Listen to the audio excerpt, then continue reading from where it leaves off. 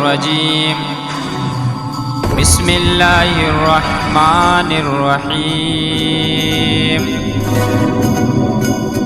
الله الذي خلقكم من ضعف ثم جعل من بعد ضعف قوة ثم جعل من بعد قوة ضعفا وشيبا يخلق ما يشاء وهو العليم القدير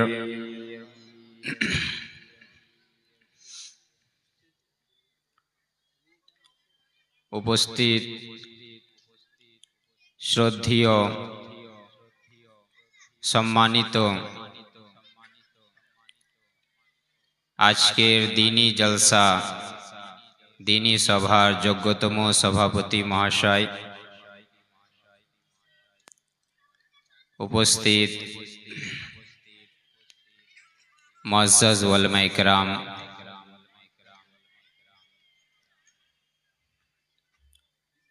জামিয়া ফাইজিয়া হাক্কানিয়ার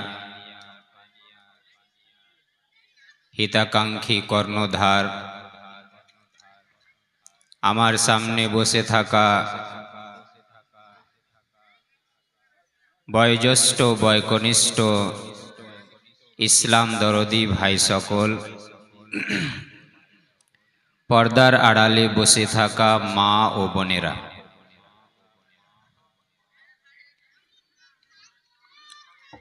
প্রশংসা মাত্রেই সেই মহান আল্লাহ রাব্বুল আলামিনের জন্য, যিনি আমাদেরকে একটি দ্বীনি জলসা দ্বীনি সভায় কোরআন এবং হাদিসের আলোচনা শ্রবণ করার জন্য একত্রিত হওয়ার তৌফিক দান করেছেন। আমরা সবাই সেই মহান আল্লাহ রাব্বুল আলামিনের প্রশংসা গুণগান হামদ ও সানা করতে গিয়ে এক বাক্যে বলি আলহামদুলিল্লাহ। তারই সংক্ষিপ্ত প্রশংসার পর আমাদের ধর্মের গুরু কর্মের নেতা নবিকুল শিরোমণি মুহাম্মদুর রাসূলুল্লাহ সাল্লাল্লাহু আলাইহি ওয়াসাল্লামের প্রতি শত সহস্র শান্তির ধারা বর্ষিত হোক। আল্লাহুম্মা সাল্লি আলাইহি আল্লাহুম্মা বারিক আলাইহি ওয়া সাল্লিম আলাইহি তাসলিমান কাসীরা। ব্রাদারান ইসলাম, খুতবাতুল হাজার পরে আমি আপনাদের সামনে কোরআন মাজিদ থেকে একটি আয়াত তেলাওয়াত করেছি। সেই আয়াতটি হচ্ছে সূরা রুম, সূরা নম্বর 30, আয়াত নম্বর 54। এই আয়াত এবং আরো কিছু আয়াত ও হাদিসের আলোকে আজকে আমি বিশেষ করে যুব সমাজকে সম্বোধন করতে চাই এবং ইন জেনারেল সবাইকে সম্বোধন করব, কারণ আমাদের মধ্যে যারা বয়স্ক বুদ্ধিজীবী বা বার্ধক্যে যারা পৌঁছে গিয়েছে তারা উপস্থিত আছেন। আপনাদের তত্ত্বাবধানে, আপনাদের আন্ডারে আপনার ছেলে মেয়ে ভাই বোন স্ত্রী অনেকেই রয়েছে। তাদের দায়িত্ব আপনাদের। এই জন্য বিশেষ করে স্পেশালি আমি যুবক ভাইদেরকে সম্বোধন করব এবং ইন জেনারেল সবাইকেই সম্বোধন করে কিছু আলোকপাত করার চেষ্টা করব ইনশাআল্লাহ। ওমা তৌফিকি ইল্লা বিল্লাহ। ব্রাদারান ইসলাম, সম্মানীয় উপস্থিতি, আসলে আমি দীর্ঘ ৬-৭ বছর ধরে উত্তর প্রদেশের মৌনাদ ভঞ্জন জেলার একটি মাদ্রাসা জামিয়া ইসলামিয়া ফাইজে আমে পড়াশোনা করি। সেই মাদ্রাসার পড়াশোনার মাধ্যম মিডিয়াম যেহেতু উর্দু, সেই হিসেবে আমি যখন থেকে জাতির সামনে কিছু কোরআন এবং হাদিসের কথা বলতে শুরু করেছি, উর্দু ভাষাতে আমি একটু বেশি স্বাচ্ছন্দ্য বোধ করি, যদিও আমি একজন নিজে বাঙালি, পিওর বাঙালি। তারপরেও পরবর্তীতে আমি বাংলা ভাষা বলার চেষ্টা করেছি, অনেক জায়গায় বাংলা ভাষায় বক্তব্য দিই। আমার বলার উদ্দেশ্য যে হয়তো বাংলা ভাষা বলতে গিয়ে হয়তো আমার বাংলা ভাষা অতটা উন্নত মানের নয়, কিছু ভুল ত্রুটি হতে পারে, সেটা ক্ষমার দৃষ্টিতে দেখবেন। কিন্তু আমার কোরআন এবং হাদিসের বাণী যেটা আমি আপনাদের সামনে বর্ণনা করতে চাই, আপনাদের কাছে পৌঁছাতে চাই, সেই দিকে বিশেষ করে লক্ষ্য রাখবেন। আসুন কোন রকমের বিলম্ব না করে আমরা সর্বপ্রথমে যেই আয়াতটি আমি আপনাদের সামনে তেলাওয়াত করেছি, সেই আয়াতের সহজ সরল অনুবাদ আমরা দেখে নিই। যে আল্লাহ তাবারক ওয়া তাআলা এই আয়াতের মধ্যে কি বললেন। সূরা আর-রুম সূরা নম্বর 30 আয়াত নম্বর 54। আল্লাহুল্লাযী খালাকাকুম মিন যুফ, সে আল্লাহ রাব্বুল আলামিন যিনি তোমাদেরকে সৃষ্টি করেছেন মিন যুফ, দুর্বলতার অবস্থায়, সুম্মা জাআলা মিন বাদি যুফিন কুওয়া, দুর্বলতার অবস্থায় তোমাদেরকে সৃষ্টি করার পর তোমাদের মধ্যে শক্তির সঞ্চার করলেন, তোমাদেরকে শক্তিশালী বানিয়ে দিলেন। সুম্মা জাআলা মিন বাদি কুওয়াতিন যুফান ওয়া শাইবা, অতঃপর তৃতীয় স্টেপ বা তৃতীয় স্টেজে আল্লাহ তাবারক ওয়া তাআলা তোমাদেরকে শক্তিশালী করার পর তৃতীয় স্টেজে তোমাদেরকে আবার সুম্মা জাআলা মিন বাদি কুওয়াতিন যুফান ওয়া শাইবা, দুর্বলতার অবস্থায় এবং বার্ধক্যে পৌঁছে দিলেন। ইয়াখলুকু মা ইয়াশা, আল্লাহ তাবারক ওয়া তাআলা যা কিছু চান তিনি সৃষ্টি করে থাকেন। ওয়া হুয়াল আলিমুল কাদির, এবং আল্লাহ তাবারক ওয়া তাআলা জ্ঞানী এবং শক্তিশালী, যে কোনো কাজ করার বিষয়ে ক্ষমতাবান। এই হচ্ছে আয়াতের সহজ সরল অনুবাদ।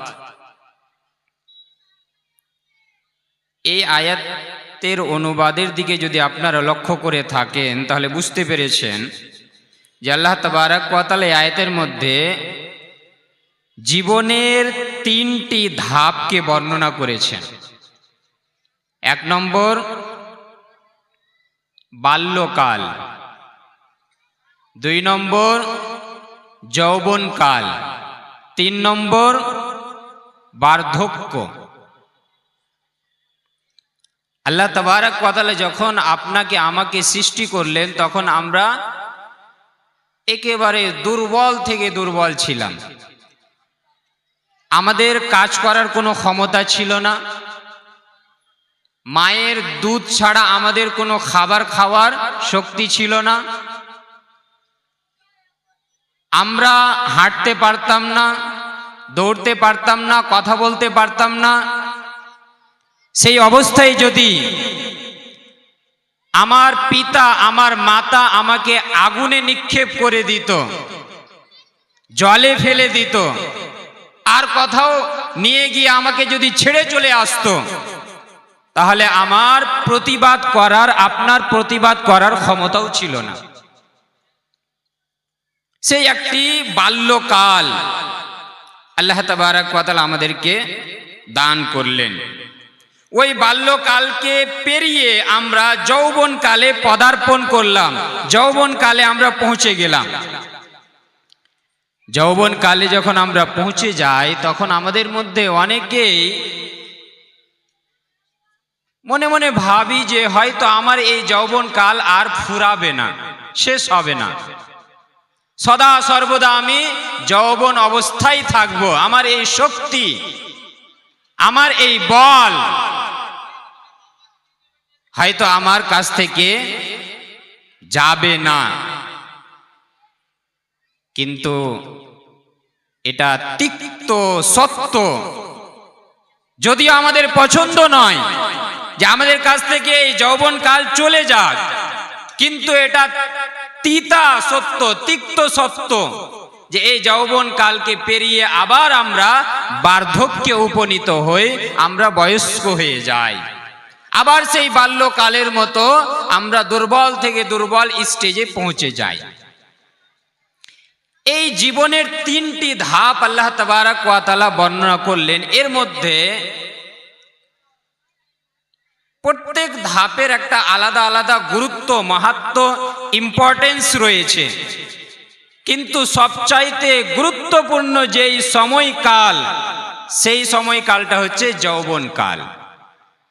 উর্দু ভাষায় একজন কবি বলেন যে ওকাবি रूह जब बेदार होती है जवानों में, ओकाबी रूह जब बेदार होती है जवानों में, नजर आती है उनको अपनी मंजिल आसमानों में।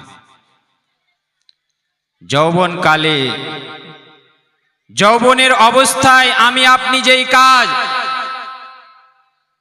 অতি সহজে করে ফেলি, অতি সহজে করতে পারি, সম্পন্ন করতে পারি, সেই কাজ আমরা বাল্যকালে তো করতেই পারি না, কিন্তু বার্ধক্যকালেও, বার্ধক্যে উপনীত হওয়ার পরও সেই কাজ আমাদের পক্ষে সেই স্বাচ্ছন্দ্যের সঙ্গে, সেই উদ্দীপনার সঙ্গে, সেই সক্রিয়তার সঙ্গে, সেই অ্যাক্টিভের সঙ্গে আমাদের পক্ষে সম্ভব হয় না। এই জন্য যৌবনকাল এই তিনটি ধাপের মধ্যে সবচাইতে বেশি গুরুত্বপূর্ণ এবং ইম্পর্টেন্স তার রয়েছে। তাই আল্লাহ তাবারক ওয়া তাআলা কোরআন মাজিদের মধ্যে, নবী মুহাম্মদ রাসূলুল্লাহ সাল্লাল্লাহু আলাইহি সাল্লাম হাদিসের মধ্যে এই যৌবনকালের অনেক গুরুত্ব, মাহাত্ম্য আলোচনা করেছে। আপনি দেখেন ইব্রাহিম আলাইহিস সালাতু ওয়াস সালামকে আল্লাহ তাবারক ওয়া তাআলা যৌবন এবং নব যুবক বলে আখ্যায়িত করলেন। আপনি উঠান সূরা আম্বিয়া সূরা নম্বর 21 আয়াত নম্বর 60, কালু সামিনা ফাতান ইয়াযকুরুহুম ইউকালু লাহু ইব্রাহিম।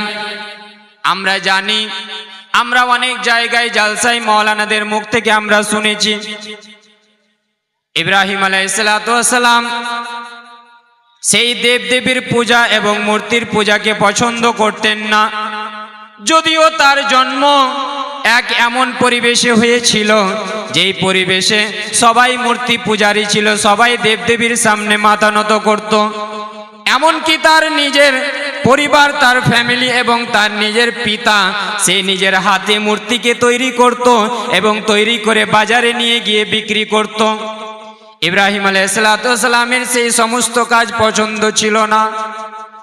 একদিন তিনি একটি সুবর্ণ সুযোগ পেলেন, যখন সেই ইব্রাহিম আলাইহিস সালাতু ওয়াস সালামের পরিবেশে যারা, সেই সমাজে যারা বসবাস করত, যারা মূর্তি এবং দেবদেবীর পূজা নিয়ে ব্যতিব্যস্ত ছিল, তারা একদিন মেলায় উপস্থিত হলো।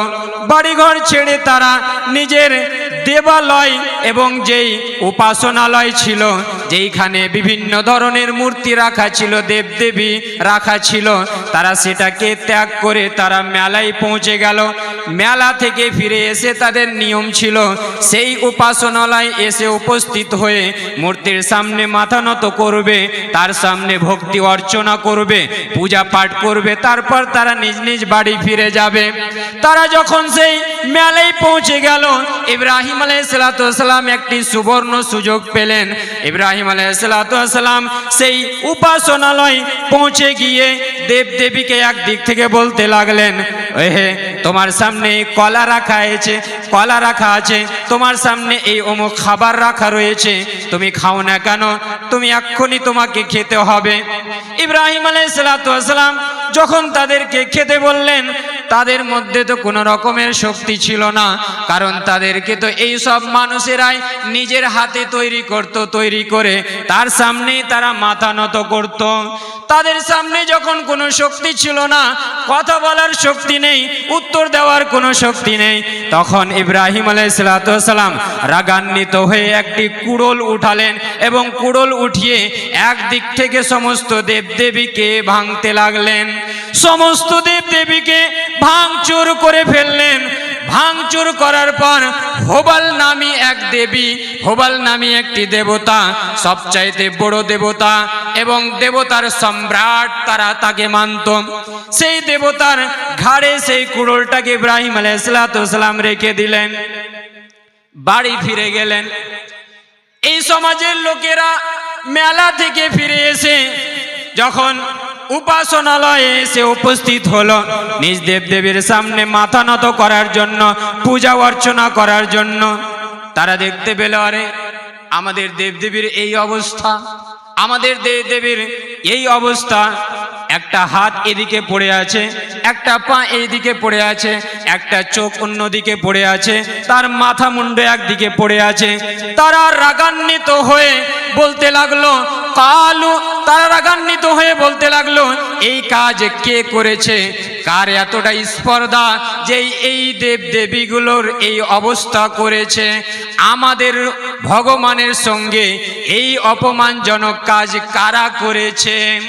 তারা যখন এই প্রশ্ন ছুড়ে দিল, এক অপরের সঙ্গে যখন আলোচনা হতে লাগলো, তখন তারা সবাই, তাদের মধ্যে কিছু সংখ্যক লোক এই কথা বলেছিল, যেই কথাকে আল্লাহ তাবারাক ওয়া তাআলা সূরা আম্বিয়া সূরা নম্বর 21 আয়াত নম্বর 60 এর মধ্যে আলোচনা করছেন।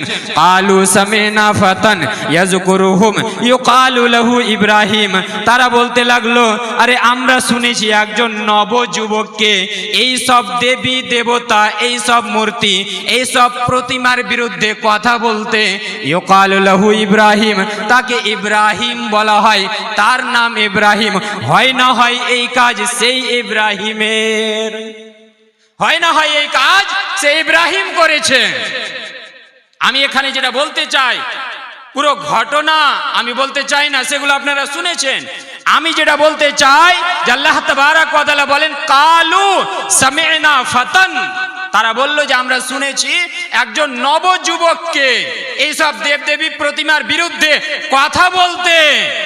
এই যে ইব্রাহিম আলাইহিসসালামকে নবযুবক বলা হলো, আর তিনি এই যৌবনকালকে কোন কাজে লাগিয়েছিলেন? ইসলামের কাজে, শিরককে উৎখাত করার কাজে তিনি এই যুবক এবং যৌবনকালকে লাগিয়েছিলেন।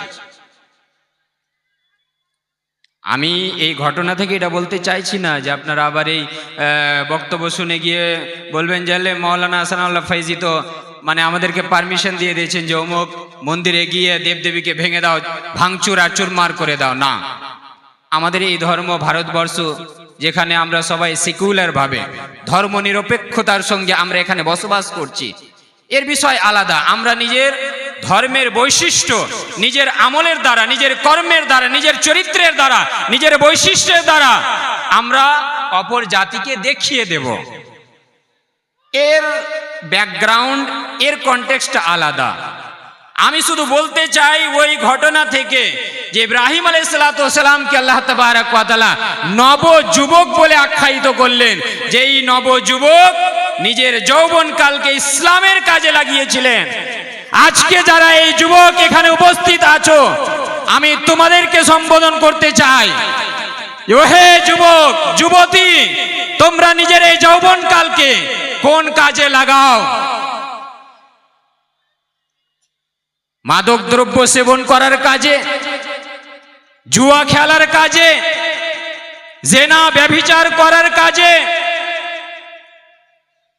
মোবাইল নিয়ে সেই অশ্লীল ভিডিও দেখার কাজে, সারা সারা রাত ধরে সেই মোবাইল নিয়ে পুরো রাত অতিবাহিত করে দাও। এই হচ্ছে যৌবনকালের কাজ।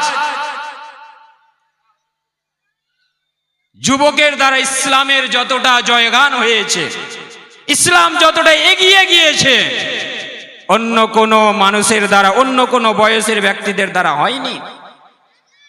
তাই আজকে প্রয়োজন রয়েছে, আজকে দুঃখের সঙ্গে বলতে হয়, আমাদেরই ভাই, আমাদেরই দাদা, আমাদেরই বন্ধু, আমাদেরই বোন, এরা নিজের যৌবনকালকে একেবারে ধূলিসাৎ করে দেওয়ার জন্য লেগে পড়েছে। নিজের যৌবনকে অশ্লীল ভিডিও দেখে দেখে নিজের শরীরকে, নিজের শক্তিকে, নিজের এনার্জি লেভেলকে শেষ করে দিচ্ছে। ইসলামের জন্য এরা আর কি কাজ করবে? ইসলামিক হিস্ট্রিকে আপনি উঠিয়ে দেখুন, 15 বছর বয়স হয়নি, কিন্তু ইসলামের কাজের জন্য সেই যে ইসলাম এবং কুফরের বিরুদ্ধে যুদ্ধ হয়েছিল, কাফের এবং মুসলিমদের মাঝে যে যুদ্ধ হয়েছিল, সেই যুদ্ধের একটা কনটেক্সট আছে। এমনিতেই যুদ্ধ হয়নি। যখন কাফেরেরা অ্যাটাক করেছে, তখন নবী সাল্লাল্লাহু আলাইহি ওয়াসাল্লাম সাহাবা একরামরা ডিফেন্স করেছেন। সেই যুদ্ধে অংশগ্রহণ করার জন্য 15 বছর বয়স হয়নি, সাবালক হয়নি, নবী সাল্লাল্লাহু আলাইহি ওয়াসাল্লামের কাছে এসে বলছেন, ইয়া রাসূলুল্লাহ, আমি যুদ্ধে অংশগ্রহণ করতে চাই। নবী সাল্লাল্লাহু আলাইহি ওয়াসাল্লাম বলছেন, তোমার জন্য পারমিশন নেই, তোমার এখন বয়স হয়নি, তুমি এখন ছোট ছেলে। সে নিজের বৃদ্ধাঙ্গুলের উপরে দাঁড় হয়ে আল্লাহর নবী সাল্লাল্লাহু আলাইহি ওয়াসাল্লামকে বলছেন, ইয়া রাসূলুল্লাহ, আমি এই সমস্ত বড় ব্যক্তি যারা রয়েছে, যারা যুদ্ধের ময়দানে পারদর্শী, এদের সঙ্গে তালে তাল মিলিয়ে আমি যুদ্ধ করতে পারদর্শী, এক্সপার্ট আমি করতে চাই। এই ছিল ঈমানি স্পিরিট। আজকে আমাদের যুবক কোথায়? মদের আড্ডায়। আজকে আমাদের যুবক কোথায়? সেই ডিজিটাল মোবাইল নিয়ে, অ্যান্ড্রয়েড মোবাইল নিয়ে সেই অশ্লীল ভিডিও দেখতে ব্যতিব্যস্ত, যৌবনকে একেবারে ধূলিসাৎ করে দিচ্ছে। ইসলাম তাকিয়ে রয়েছে ব্রাদারান ইসলাম, সম্মানীয় উপস্থিতি, আপনাদের দিকে, যে আপনারা আসুন ইসলামের দিকে। ইসলামের অনেক কাজ বাকি রয়েছে, আপনাদের যুবকের দিকে তাকিয়ে রয়েছে ইসলাম। আমি যেটা বলছিলাম যে ইব্রাহিম আলাইহিসসালামকে আল্লাহ তাবারক ওয়া তাআলা নবযুবক বলে সম্বোধন করলেন। শুধু তাই নয়, এই যুবকদের ঘটনা আপনি পাবেন, উঠান সূরা কাহফ সূরা নম্বর 18 আয়াত নম্বর 13। আসহাবুল কাহফের ঘটনা, বিস্ময়কর ঘটনা, আশ্চর্যজনক ঘটনা। দিকিয়ানুস নামে একজন বাদশাহ, আমি সংক্ষিপ্ত আকারে একেবারে ইনশর্ট আপনাদের সামনে বলছি। দিকিয়ানুস নামে একজন বাদশাহ, সে নিজের তত্ত্বাবধানে থাকা, নিজের রাজত্বের আন্ডারে যারা ছিল তাদের সবাইকে নিজের ইবাদত, নিজের পূজা পাঠ করার জন্য বাধ্য করেছিল, যে আমার সামনে মাথা নত করতে হবে, আমাকে সাজদা করতে হবে, আমাকে খালিক এবং মালিক এবং রব বলে মেনে নিতে হবে। সেই দিকিয়ানুস নামী বাদশার বিরুদ্ধে কিছু নবযুবক তার বিরুদ্ধে রুখে দাঁড়িয়েছিল।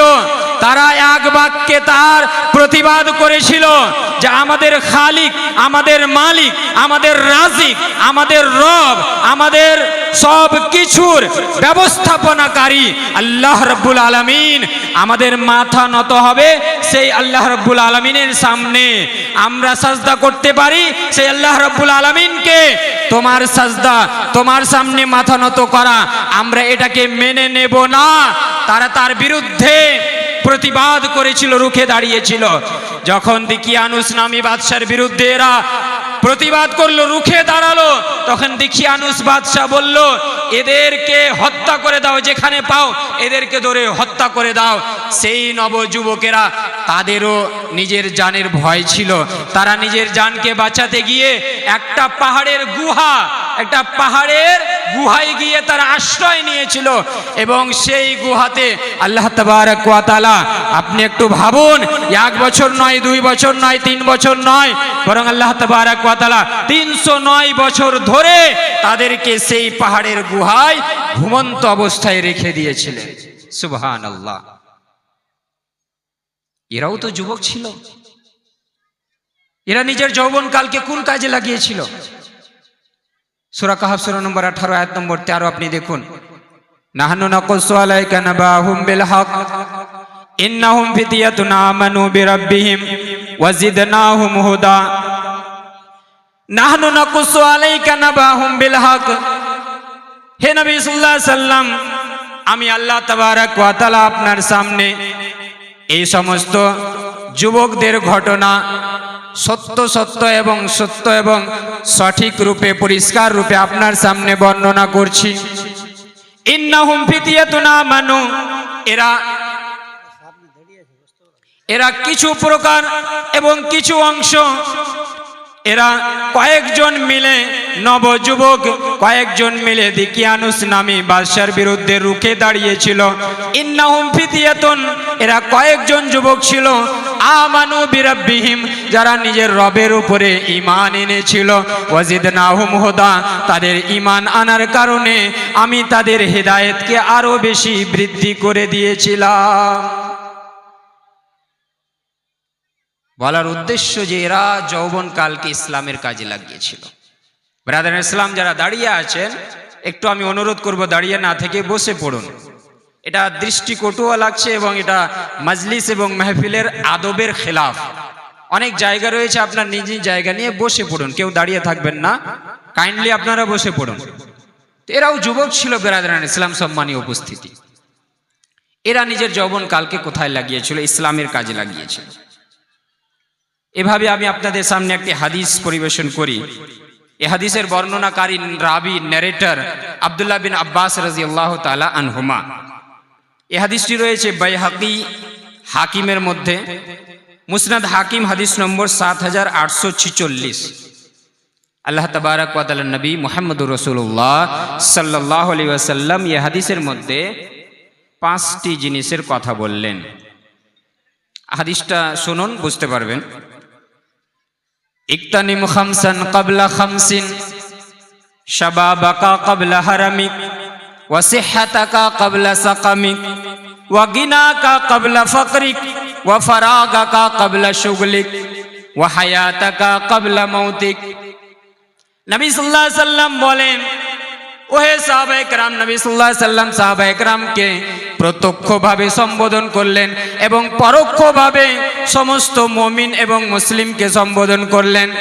ইকতানিম খামসান ক্বাবলা খামসিন, তোমরা 5টি জিনিসকে 5টি জিনিসের পূর্বে গনিমত মনে করো, সুবর্ণ সুযোগ মনে করো। 5টি জিনিসকে, 5টি জিনিস আসার পূর্বে তোমরা সেটাকে সুবর্ণ সুযোগ মনে করো। 1 নম্বরে নবী সাল্লাল্লাহু আলাইহি সাল্লাম বলেন, শাবাবাকা ক্বাবলা হারামিক। আমি যেই যৌবনকালের ব্যাপারে বলতে চাই, যুবকদেরকে আমি সম্বোধন করতে চাই, নবী সাল্লাল্লাহু আলাইহি সাল্লাম এই 5টি জিনিসের মধ্যে সর্বপ্রথমে এই যৌবনকালকেই আলোচনা করলেন। 5টি জিনিসকে 5টি জিনিসের পূর্বে সুবর্ণ সুযোগ মনে করো। 1 নম্বর হচ্ছে শাবাবাকা ক্বাবলা হারামিক, তোমার বয়স হওয়ার পূর্বে, বার্ধক্যকালে পৌঁছে যাওয়ার পূর্বে তুমি তোমার যৌবনকালকে তুমি গনিমত মনে করো, সুবর্ণ সুযোগ মনে করো। যৌবনকালে তুমি যেই উদ্দীপনার সঙ্গে, যেই সক্রিয়তার সঙ্গে, যেই অ্যাক্টিভভাবে তুমি ইবাদত করতে পারবে, সেই কাজ তুমি বার্ধক্যে উপনীত হওয়ার পর করতে পারবে না। যখন তোমার পেচ্ছাবের কোনো ঠিক ঠিকানা নেই, যখন তোমার বসতে গিয়ে হাঁটুতে ব্যথা, উঠতে গিয়ে হাঁটুতে ব্যথা, বসতে গিয়ে তোমার কোমরে ব্যথা, উঠতে গিয়ে কোমরে ব্যথা, খাবার খেতে গিয়ে হজমের সমস্যা, বিভিন্ন ধরনের সমস্যায় যখন তুমি জর্জরিত হয়ে যাবে, তখন আল্লাহর ইবাদত করবে, সেই ইবাদতের গুরুত্ব, সেই ইবাদতের ইম্পর্টেন্স, এবং যৌবনকালে যেই ইবাদত করবে, যেই অ্যাক্টিভের সঙ্গে এবং যেই সক্রিয়তার সঙ্গে তুমি ইবাদত করবে, সেই ইবাদতের গুরুত্ব দুটো কোনোদিন সমান হতে পারে না, দুটোর মাঝে কোনোদিন সিমিলারিটি থাকতে পারে না। তাই শাবাবাকা ক্বাবলা হারামি, বার্ধক্য আসার পূর্বে তুমি যৌবনকালকে সুবর্ণ সুযোগ মনে করে নাও। 2 নম্বরে নবী সাল্লাল্লাহু আলাইহি সাল্লাম বললেন ওয়াসিহাতাকা ক্বাবলা সাকামিক, যে তোমার এখন শরীর স্বাস্থ্য ভালো রয়েছে, সুস্থতার মধ্যে রয়েছে, এই সুস্থতাকে তুমি সুবর্ণ সুযোগ মনে করো। ক্বাবলা সাকামিকা, তোমার অসুখ বিসুখ রোগ ব্যাধি আসার পূর্বে। এই পয়েন্টটাকেও আপনি যৌবনকালের সঙ্গে জড়িয়ে দিতে পারেন, কারণ আপনি আমি বেশিরভাগই সক্রিয় থাকি, সুস্থ থাকি, সবল থাকি কখন? যৌবনকালে থাকি। তোমার অসুস্থতা আসার পূর্বে এই সুস্থতাকে তুমি সুবর্ণ সুযোগ মনে করো। 3 নম্বরে নবী সাল্লাল্লাহু আলাইহি সাল্লাম বলেন ওয়া গিনাকা ক্বাবলা ফাকরিক, হে ভাই, তোমাকে আল্লাহ তাবারাক ওয়া তাআলা ধন সম্পদ দান করেছেন, টাকা পয়সা দান করেছেন, এখন তুমি ধনবান, এখন তুমি মালামাল, এখন তুমি মালদার, তোমার কাছে টাকা রয়েছে, এই টাকাকে আল্লাহর পথে খরচ করে নাও, রাসূলের পথে খরচ করে নাও, আল্লাহকে রাজি এবং সন্তুষ্ট করে নাও। এই ধনাঢ্যতাকে, এই ধনবান সময়টাকে তুমি সুবর্ণ সুযোগ মনে করো। ক্বাবলা ফাকারিক, তোমার দারিদ্রতা আসার পূর্বে। 4 নম্বরে নবী সাল্লাল্লাহু আলাইহি সাল্লাম বলেন ওয়া ফারাগাকা ক্বাবলা শুগলিক, তুমি এখন অবসর সময়ে রয়েছো, তোমার হাতে এখন অনেক সময় রয়েছে, এই অবসর সময়কে তুমি কাজে লাগাও, সুবর্ণ সুযোগ মনে করো। ক্বাবলা শুগলিক, ব্যস্ততা, ব্যতিব্যস্ততা আসার পূর্বে। হয়তো তুমি ব্যতিব্যস্ত হয়ে যাবে, আল্লাহর ইবাদত করতে পারবে না, আল্লাহকে ডাকতে পারবে না, আল্লাহর জিক্র আজকার করতে পারবে না, আল্লাহর কাছে কান্না করার হয়তো সময় পাবে না। এখন যেই সময় পেয়েছো, এই সময়টাকে কাজে লাগিয়ে নাও, এই সময়টাকে সুবর্ণ সুযোগ মনে করে নাও। 3-5 নম্বরে নবী সাল্লাল্লাহু আলাইহি সাল্লাম বলেন ওয়া হায়াতাকা ক্বাবলা মাউতিক, এর চাইতে বড় জিনিস আর হতে পারে না। তোমার এখন জীবন রয়েছে, বেঁচে রয়েছো, জীবিত অবস্থায় রয়েছো, এই জীবিত অবস্থাকে, এই জীবনকে তুমি সুবর্ণ সুযোগ মনে করো। ক্বাবলা মাউতিক, হয়তো তোমার ক্ষণিকের মধ্যে তোমার কাছে মালাকুল মাউত চলে আসবে, তোমার জানকে বের করে নেবে, তোমার আত্মাকে বের করে নেবে, তোমার কাছে হয়তো আর সময় থাকবে না। তখন হয়তো তুমি আল্লাহর কাছে আফসোস করতে গিয়ে এই দোয়া করবে, কিন্তু সেই দোয়া আর কোনো কাজে আসবে না। সূরা মুনাফিকুনের মধ্যে আল্লাহ তাবারাক ওয়া তাআলা বলেন যে যখন একেবারে জান কুনির অবস্থায় জান কবজ করবে, আত্মাকে বের করবে মালাকুল মউত, এমত অবস্থায় একজন ব্যক্তি বলবে রব্বি লাউলা আখারতানি ইলা আজালিন করিব, হে আমার প্রতিপালক, হে আমার পরওয়ারদিগার, তুমি আমাকে আর একটু সময় কেন দিলে না? রব্বি লাউলা আখারতানি, হে আমার প্রতিপালক, হে আমার পরওয়ারদিগার, তুমি আমাকে আর একটু সময় কেন দিলে না? তুমি যদি আমাকে আর একটু সময় দিতে, তাহলে আমি তোমার বেশি বেশি করে ইবাদত করতাম, ফাআসাদদাকা ওয়া আকুম মিনাস সলিহিন, আমি বেশি বেশি করে তোমার পথে দান খায়রাত করতাম, সাদকা খায়রাত করতাম, ওয়া আকুম মিনাস সলিহিন, এবং আমি সৎ কর্মশীল ব্যক্তিদের মধ্যে আমার নামটাকেও নোট করিয়ে নিতাম। এই আফসোস করবে, কিন্তু সেই আফসোস আর কোনো কাজে আসবে না।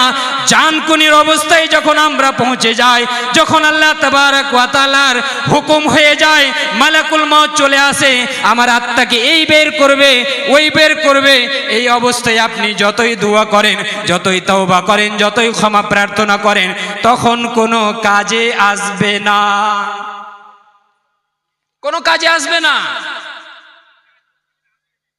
ওহে যুবক এবং যুবতী ভাইরা, কোথায় জীবনকে, কোথায় আমরা নিয়ে যাচ্ছি? কোন দিকে আমরা যাচ্ছি? আমাদের কি কোনো উদ্দেশ্য আছে এই পৃথিবীর বুকে আসার? না শুধু জন্তুর মতো খাওয়া দাওয়া, পান করা, মौज মস্তি করা, আর বাস এই পৃথিবীকে বিদায় জানিয়ে চলে যাওয়া? না, এটা তো আমাদের উদ্দেশ্য না। আমরা তো মুসলমান না, আমি তো সব মুসলমান ভাইকে সম্বোধন করছি। আপনাদের সবার, আমাদের সবার তো বিশ্বাস, ইয়াকিন এবং ভরসা, তাওয়াক্কুল রয়েছে, ঈমান রয়েছে আল্লাহ তাবারক ওয়া তাআলার উপর, আখিরাতের উপর, জান্নাত জাহান্নামের উপর। তাহলে আমাদের ভয় কেন হয় না? সেই মোবাইল নিয়ে যখন আমরা প্রাইভেসির অবস্থায় থাকি, একাকিত্বর অবস্থায় থাকি, এবং সেই অশ্লীল ভিডিওতে আমরা যখন মত্ত হয়ে যাই, তখন আমাদের ভয় কেন হয় না যে আমি একা নির্জনে রয়েছি, কিন্তু আল্লাহ তাবারক ওয়া তাআলা আমাকে দেখছেন। ইনশাআল্লাহ একটা হাদিস আপনাদের সামনে আমি বর্ণনা করব শেষের দিকে। নির্জনে একাকিত্ব অবস্থায় যে গুনাহ করে, সেই গুনাহ কতটা ভয়ঙ্কর। আমাদের ভয় কেন হয় না? আমাদের ভয় হওয়া উচিত। নবী সাল্লাল্লাহু আলাইহি সাল্লাম বললেন যে পাঁচটি জিনিস আসার পূর্বে তোমরা কি মনে করো? সুবর্ণ সুযোগ মনে করো। তার মধ্যে নবী সাল্লাল্লাহু আলাইহি সাল্লাম 1 নম্বরে বললেন শাবাবাকা ক্বাবলা হারমিক, তোমার যৌবন কালকে, তোমার বার্ধক্য কাল আসার পূর্বে। এভাবে আরেকটি হাদিস শুনুন, তিরমিজি হাদিস নম্বর 2416, লা তাজুলু কদমা ইবনে আদম মিন ইনদি রাব্বিহি ইয়াউমাল কিয়ামাতি হাত্তা ইউসআলা আন খামসিন। সেই হাসরের ময়দান, সেই কিয়ামত দিবস, মহাপ্রলয় দিবস, যেখানে সবাই নাফসি নাফসির অবস্থায় থাকবে, সবাই নিজের ব্যাপারেই শুধু ভাববে। আমরা সেই কিয়ামতের ভয়ঙ্করতা সম্পর্কে, কিয়ামতের ভয়াবহতা সম্পর্কে অনেক শুনেছি। সূরা আবাসা ওয়া তাওয়াল্লা শেষের দিকে আল্লাহ তাবারক ওয়া তাআলা বলেন ইয়াউমা ইয়াফিরুল মারউ মিন আখি, যেই মহাপ্রলয় দিবসে একজন ভাই নিজের ভাইয়ের কাছ থেকে পলায়ন করবে, পালাবে। ওয়া উম্মিহি ওয়া আবি, একজন ছেলে নিজের মায়ের কাছ থেকে, নিজের পিতার কাছ থেকে পালাবে। ওয়া সাহিবাতিহি ওয়া বানি, একজন স্বামী নিজের স্ত্রীর কাছ থেকে পালাবে। একজন পিতা ছেলের কাছ থেকে পালাবে। এই পৃথিবীর বুকে এই যতগুলো সম্পর্ক এবং আত্মীয়র কথা বলা হলো, এদের এক অপরের সঙ্গে কতই না নিবিড় সম্পর্ক থাকে, সুসম্পর্ক থাকে, মধুর সম্পর্ক থাকে। একজন পিতা নিজের ছেলেকে কতই না ভালোবাসে, একজন ছেলে নিজের পিতাকে কতই না ভালোবাসে, একজন স্বামী নিজের স্ত্রীকে কতই না ভালোবাসে, একজন স্ত্রী নিজের স্বামীকে কতই না ভালোবাসে। কিন্তু সেই মহাপ্রলয় দিবস এতটাই ভয়ঙ্কর দিবস হবে, হাসরের ময়দান এতটাই ভয়াবহ হবে, ভাই ভাইয়ের কাছ থেকে পালাবে, ছেলে মায়ের কাছ থেকে, পিতার কাছ থেকে পালাবে, স্বামী স্ত্রীর কাছ থেকে পালাবে, এবং পিতা নিজের ছেলের কাছ থেকে পালাবে। সেই মহাপ্রলয় দিবসের ব্যাপারে নবী সাল্লাল্লাহু আলাইহি সাল্লাম বলেন লা তাজুলু কদমা ইবনে আদমা মিন ইনদি রাব্বিহি ইয়াউমাল কিয়ামাতি। সেই হাসরের ময়দানে একজন আদম সন্তান নিজের পাকে আল্লাহ তাবারক ওয়া তাআলার দরবার থেকে হটাতে পারবে না, সেখান থেকে হিলতে পারবে না, এক পা এদিক ওদিক হতে পারবে না। হাত্তা ইউসআলা আন খামসিন, যতক্ষণ না পর্যন্ত সে 5টি বিষয়ে তাকে প্রশ্ন করা হয় এবং 5টি প্রশ্নের উত্তর সঠিকভাবে না দিয়ে দেয়। 5টি প্রশ্ন করা হবে এবং সেই 5টি প্রশ্নের উত্তর যদি না দিতে পারে, তাহলে আল্লাহ তাবারক ওয়া তাআলার দরবার থেকে সে এক পা সরতে পারবে না, হটতে পারবে না। তার মধ্যে প্রথমে নবী সাল্লাল্লাহু আলাইহি সাল্লাম বললেন আন উমরিহি ফিমা আফনা, তার বয়স সম্পর্কে তাকে জিজ্ঞাসা করা হবে। তোমাকে আমি আল্লাহ পৃথিবীর বুকে 60 বছর বয়স দিয়েছিলাম, 70 বছর বয়স দিয়েছিলাম, 80, 90, 100 বছর বয়স দিয়েছিলাম। ফিমা আফনা, তুমি সেই বয়সকে কোথায় অতিবাহিত করেছো? তুমি কি আল্লাহর কাজে, ইসলামের কাজে অতিবাহিত করেছো না শয়তানের কাজে অতিবাহিত করেছো? সেই বয়স সম্পর্কে জিজ্ঞাসিত হতে হবে। 2 নম্বরে আল্লাহ তাবারক ওয়া তাআলা প্রশ্ন করবেন ওয়া আন শাবাবিহি ফিমা আবলা, তোমাকে আমি যৌবনকাল দিয়েছিলাম, শক্তিশালী বানিয়েছিলাম, পাওয়ারফুল বানিয়েছিলাম, বলশালী বানিয়েছিলাম, তোমার শক্তি ছিল, উদ্দীপনা তোমার মধ্যে ছিল, সক্রিয়তা তোমার মধ্যে ছিল, তো তুমি এই যৌবনকালকে কিভাবে তুমি বিলীন করে দিয়েছো? কোন কাজে এই যৌবনকালকে বিলীন করেছো? ও হে যুবক, তোমাকে জিজ্ঞাসা করা হবে, এই যৌবনকালকে তুমি রাত্রিবেলায় অশ্লীল ভিডিও দেখতে দেখতে পুরো রাত অতিবাহিত করে নিজের যৌবনকালকে ধূলিসাৎ করেছো। এই যৌবনকালকে তুমি মাদক দ্রব্য সেবন করে নিজের যৌবনকালকে ব্যতিব্যস্ত করে দিয়েছো, ধ্বংস করে দিয়েছো।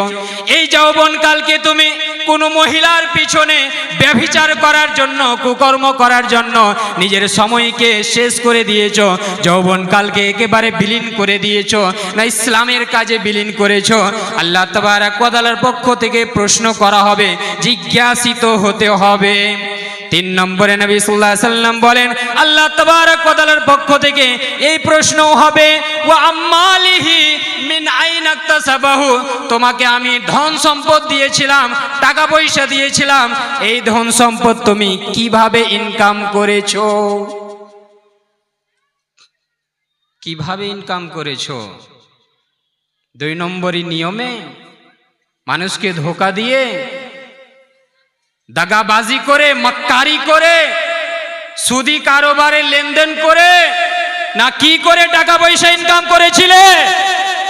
আজকে উত্তর দাও, এই প্রশ্নের জবাব দিতে হবে, তাহলে এখান থেকে এক পা হটাতে পারবে না। আর সেই আল্লাহর দরবার অন্য কোনো দরবার না, যেখানে আমি টাকা পয়সা ঘুষ দিয়ে আমি পার হয়ে যাব।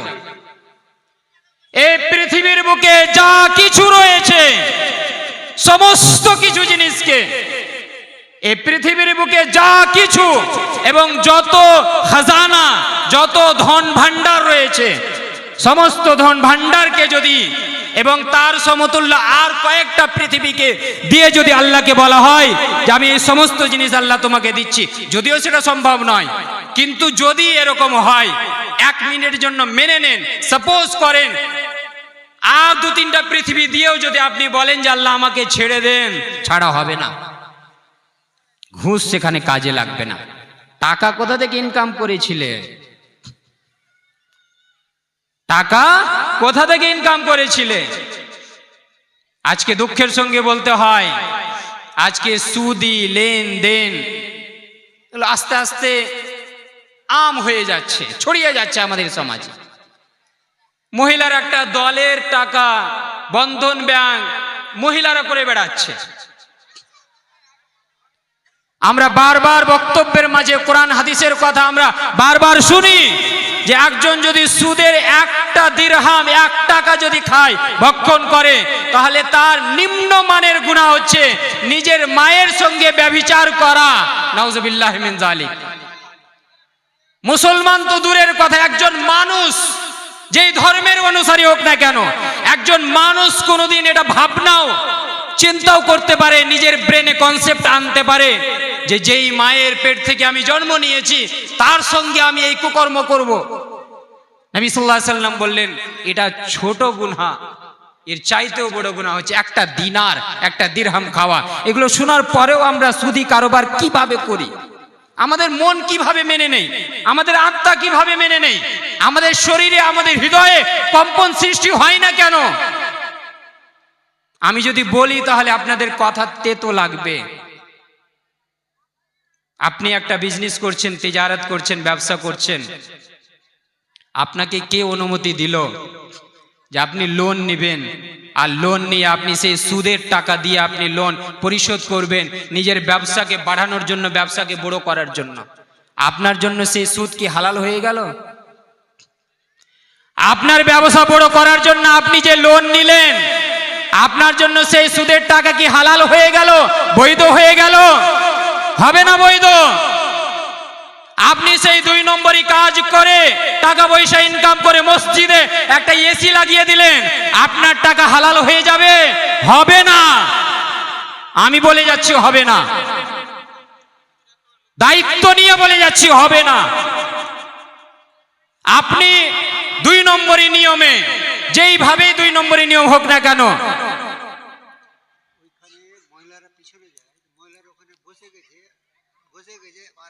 যাবে যেতে পারছে না।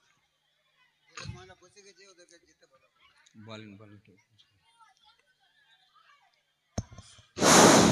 মা বোনদের উদ্দেশ্যে বলতেছি যে আপনাদের জায়গা স্টেজের পিছনে করা হয়েছে, অতএব যে সমস্ত মা বোন বলছেন যে এখানে আমি বসে বসে শুনবো, ওটা আলাদা বিষয়, কিন্তু যারা যেতে চাইছে ওরা তো রাস্তাই পাচ্ছে না যে যাবে পিছনে। আপনারা কিভাবে ওখানে বসে আছেন?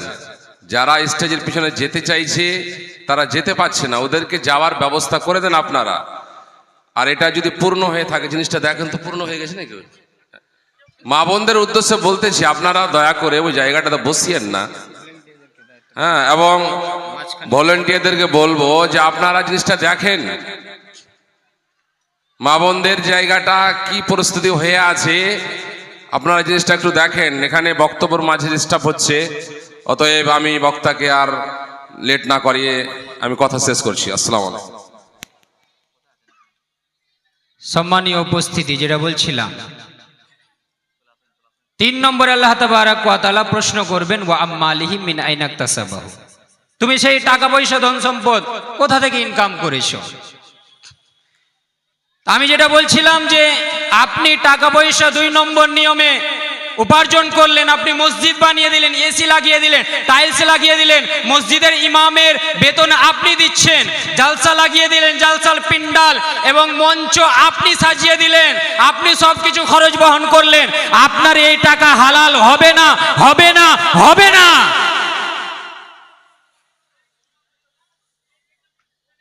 আপনি যতই গরিব ধনী, গরিব মিসকিন ফকির দরিদ্র ব্যক্তির সাহায্য করেন, আপনার এই টাকা হালাল বৈধ হবে না, হবে না, হবে না।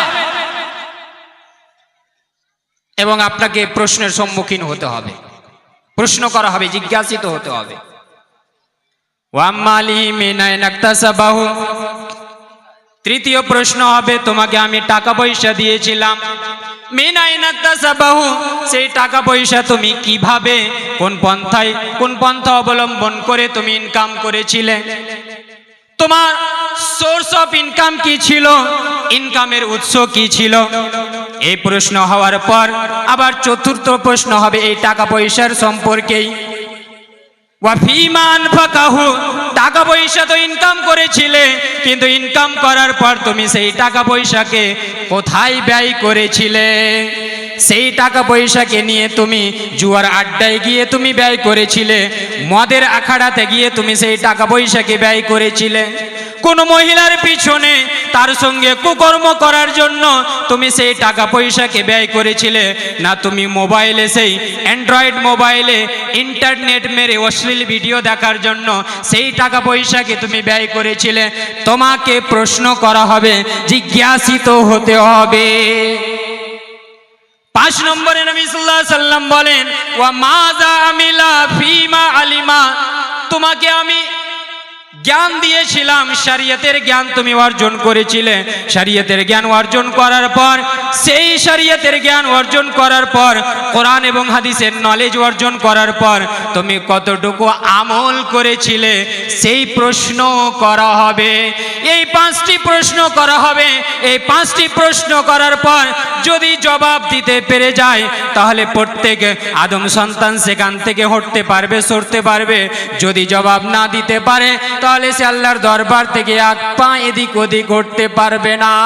তার মধ্যে আল্লাহ তাবারাক ওয়া তাআলার নবী মুহাম্মদুর রাসূলুল্লাহ সাল্লাল্লাহু আলাইহি সাল্লাম বললেন, ওয়ান শাবাবিহি ফিমা আবলা, আমি তোমাকে যৌবন কাল দান করেছিলাম, এই যৌবন কালকে তুমি কোথায় বিলীন করেছিলে। यही उम्र है तू कर ले गलती से मिस्टेक।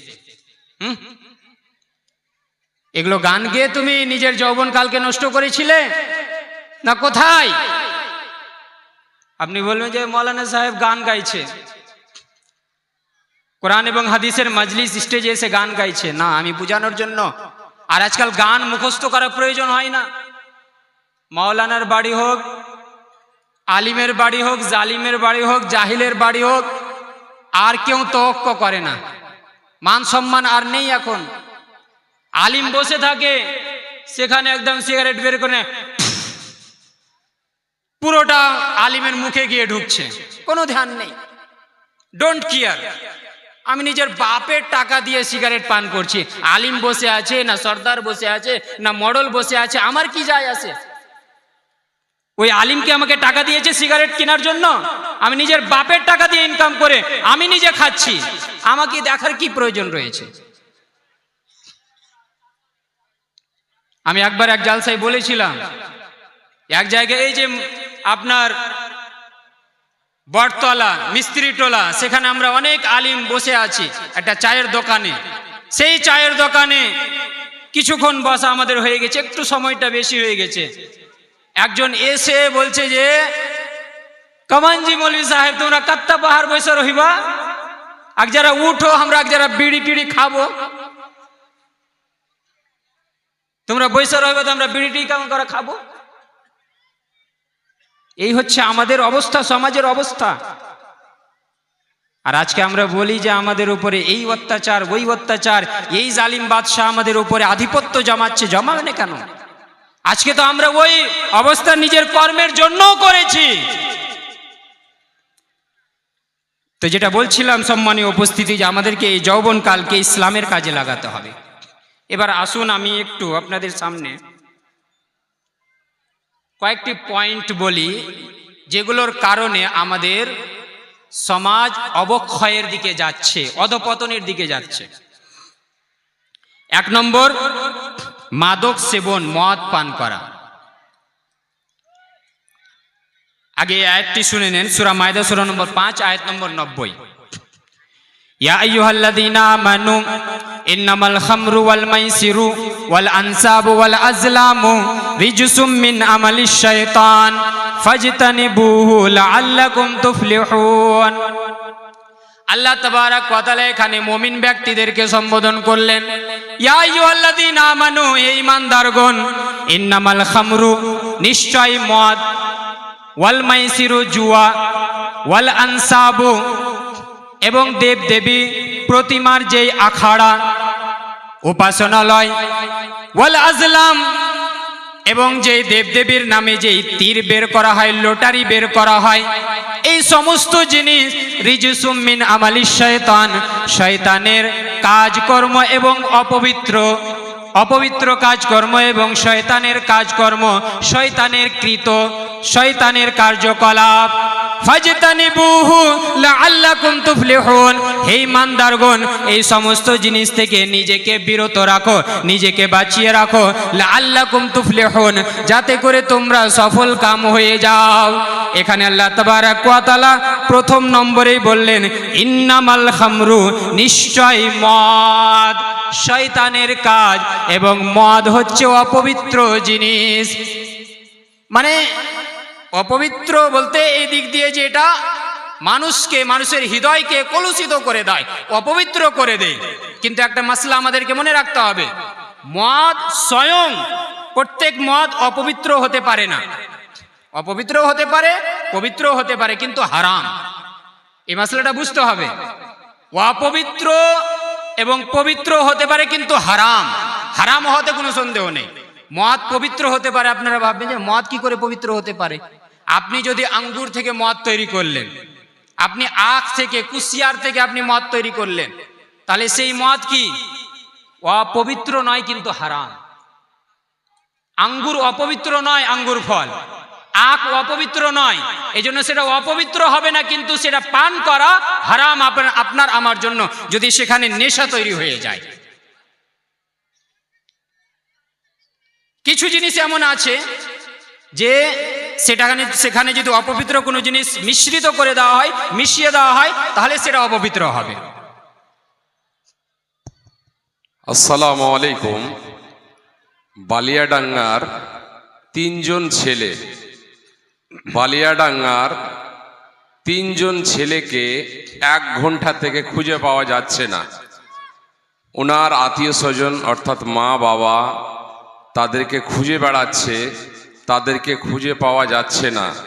তাদের বয়স 8 থেকে 9 বছর বা 9 থেকে 10 বছর বয়স, এই মতো বয়সের ছেলে, 3 জন ছেলেকে খুঁজে পাওয়া যাচ্ছে না। তো মাইকের আওয়াজ আমার যতদূর মাশাআল্লাহ পেয়ে গেছে, বারবার করে ভাইকে আমি ডিস্টার্ব করছি, বলছি আমাদের মারুফ মশহুর বক্তা, প্রভাবশীল বক্তা জার্জিস সাহেব আসলে জায়গা দেওয়া সম্ভব হবে না, অতএব ভলেন্টিয়ারদেরকে বলবো সমস্ত চেয়ার আপনাদেরকে উঠাতে হবে। এটা এখন থেকে উঠতেই হবে যে হতো, এটাতে আগে থেকে কাঁড়িয়ে পাড়ার ব্যবস্থা করেন। ওখানে আপনারা একটা মিস্টেক করলেন, পিছনে যে হতো জায়গা আছে আপনারা ওখানেই মহিলাকে বসিয়ে দিলেন, এটা কিন্তু আপনাদের মিস্টেক হলো। অতএব পুরোটাই চেয়ারটাকে উঠান চেষ্টা করুন। ভলেন্টিয়ারদেরকে বলবো পুরো চেয়ার আপনারা উঠান এখান থেকে, আর পূর্ণ কাঁড়ি বিছাবার চেষ্টা করুন।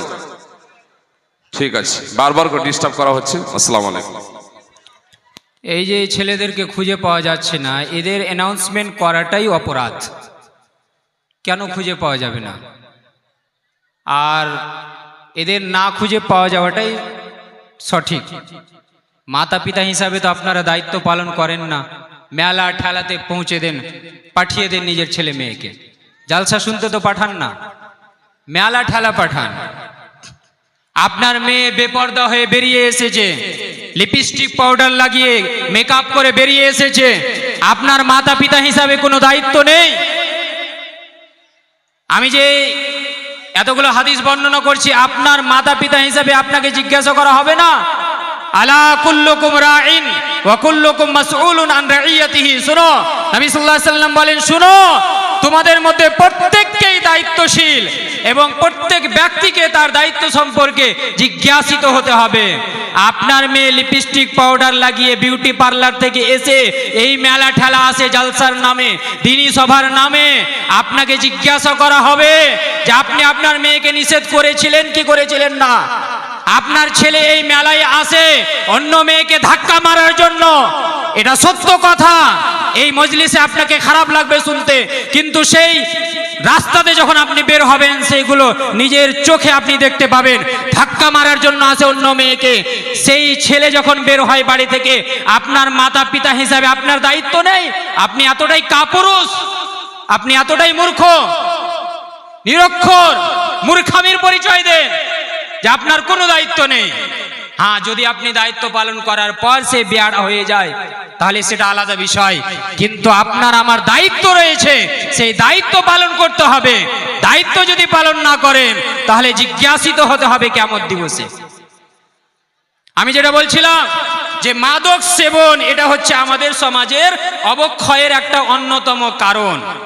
নবী সাল্লাল্লাহু আলাইহি ওয়াসাল্লাম বলেন এই সম্পর্কে, একটি হাদিস আপনাদের সামনে বলি, সহিহ মুসলিম হাদিস নম্বর 2003, কুল্লু মুস্কিরিন খামর ওয়া কুল্লু মুস্কিরিন হারাম। প্রত্যেক নেশা জাতীয় দ্রব্য হচ্ছে মদ এবং প্রত্যেক নেশা জাতীয় দ্রব্য হচ্ছে হারাম। ওমান শারিবাল খামরা ফিদ দুনিয়া ফামাত, যেই ব্যক্তি এই পৃথিবীর বুকে মদ পান করলো এবং মারা গেল, ওয়া হুয়া ইউদমিনুহা, ধারাবাহিকতার সঙ্গে কন্টিনিউয়াসলি সে মদ পান করে গিয়েছে, কোন রকমের বাধা বিঘ্নতা আসেনি তার জীবনে, মদ পান করতে করতে সে মারা গিয়েছে, তাহলে এই অবস্থায় যদি সে মারা যায় তাহলে লাম ইয়াশরাবহা ফিল আখিরা, তওবা না করেই সে মারা গিয়েছে। কিয়ামত দিবসে আল্লাহ তাবারক ওয়া তাআলা জান্নাতীদেরকে যে পবিত্র মদ পান করাবেন, সেই মদ থেকে এই ব্যক্তিরা বঞ্চিত হবে, এদেরকে পবিত্র মদ দেওয়া হবে না জান্নাতে। আমরা মুমিন মুসলমান হিসাবে এটা চাই যে আমরা সেই পবিত্র মদ থেকে বঞ্চিত হয়ে যায়? কখনোই চাই না। এইভাবে একটি হাদিস সহিহ বুখারী এবং সহিহ মুসলিমের, নবী সাল্লাল্লাহু আলাইহি ওয়াসাল্লাম বলে, ইন্না মিন আশরাতিস সাআতি, যা কিয়ামতের অনেকগুলো নিদর্শন, অনেকগুলো আলামত রয়েছে, তার মধ্যে কয়েকটি আলামত এখানে বর্ণনা করা হলো। নবী সাল্লাল্লাহু আলাইহি ওয়াসাল্লাম বলে, এক নম্বর, আইয়ুরফাআল ইলম উঠিয়ে নেওয়া হবে, ওয়ায়াসবুতুল জাহাল, মূর্খতা ছড়িয়ে পড়বে, ওয়ায়ুশরাবুল খামর, মদ পান করা হবে, ওয়ায়াযহারুজ জিনা, এবং জিনা ছড়িয়ে পড়বে। আপনি দেখেন ইতিপূর্বে আমাদের সমাজে, আমাদের সোসাইটিতে ধারণাও করা যেত না যে এই সব যুবক যুবতীরা, এই সব যুবকেরা মদ পান করবে, ড্রাগস নেবে, আঠা খাবে, ধারণার বাইরে ছিল।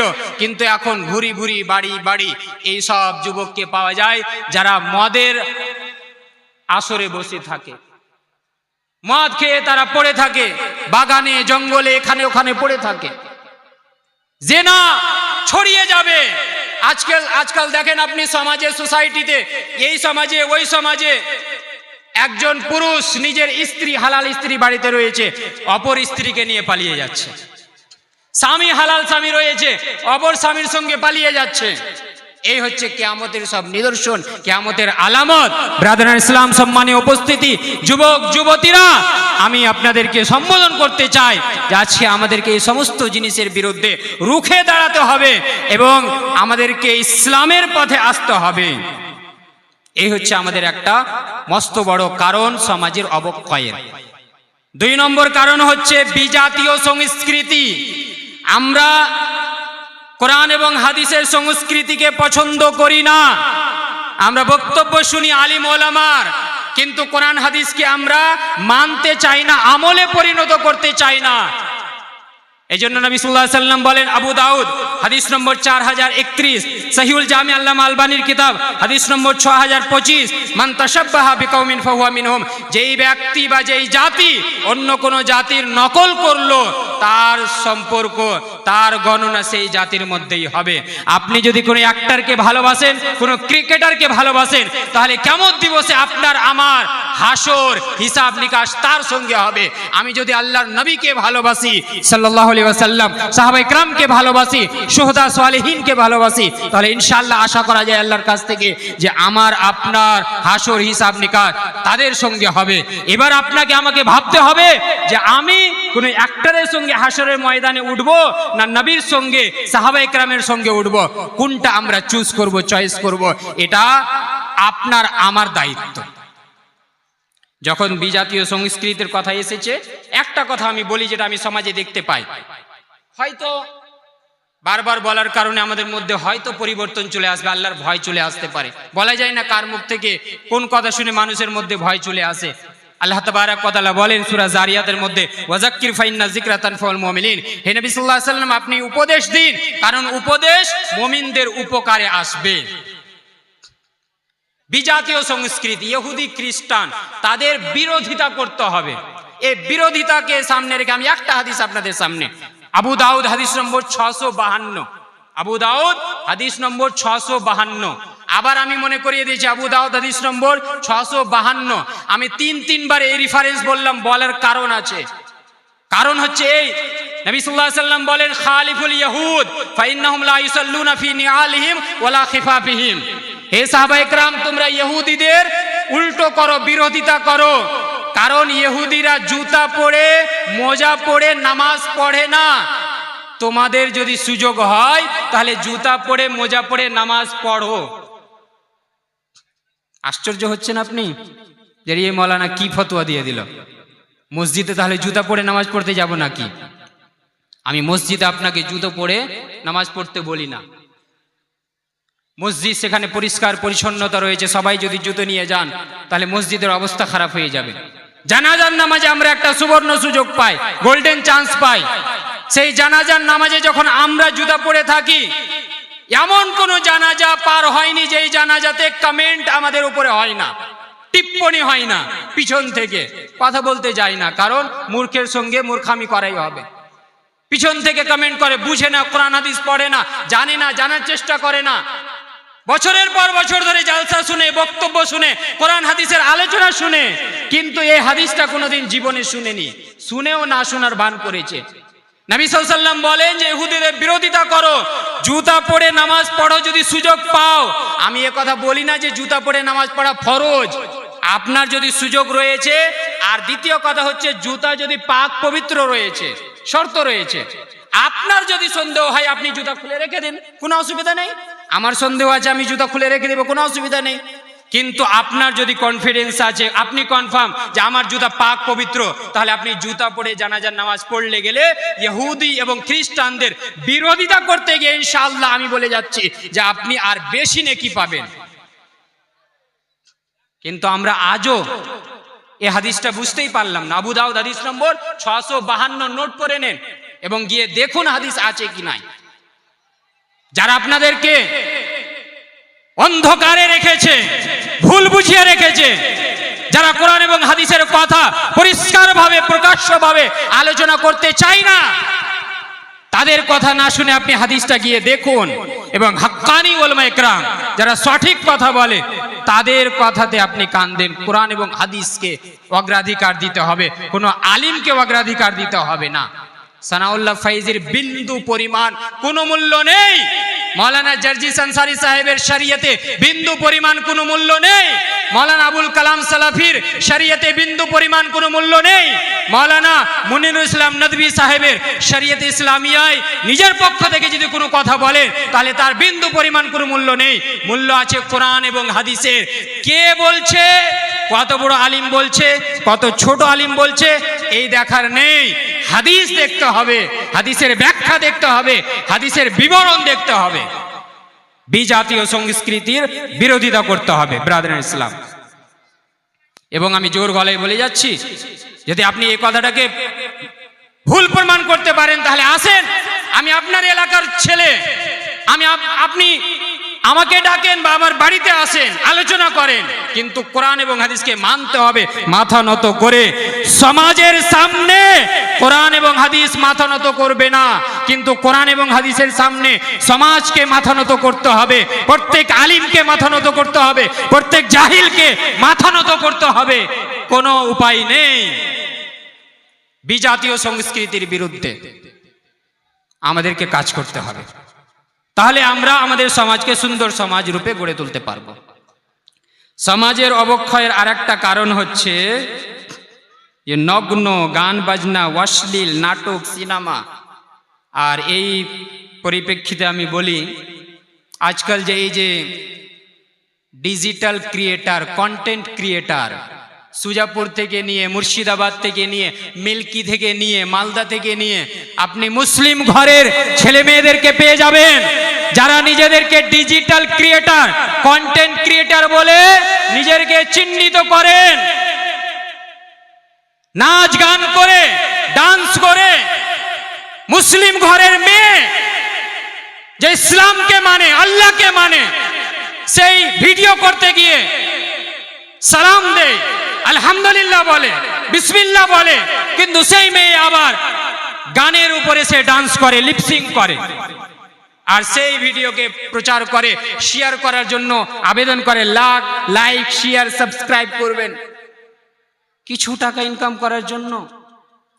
আর আপনি মাতা পিতা হিসেবে আপনার দায়িত্ব নেই যে আপনার মেয়ে সে ডিজিটাল ক্রিয়েটার, কন্টেন্ট ক্রিয়েটার হয়ে গেছে, আর আপনার কাছে সেই মাসে টাকা নিয়ে এসে আপনার মুখে ছুঁড়ে ফেললো।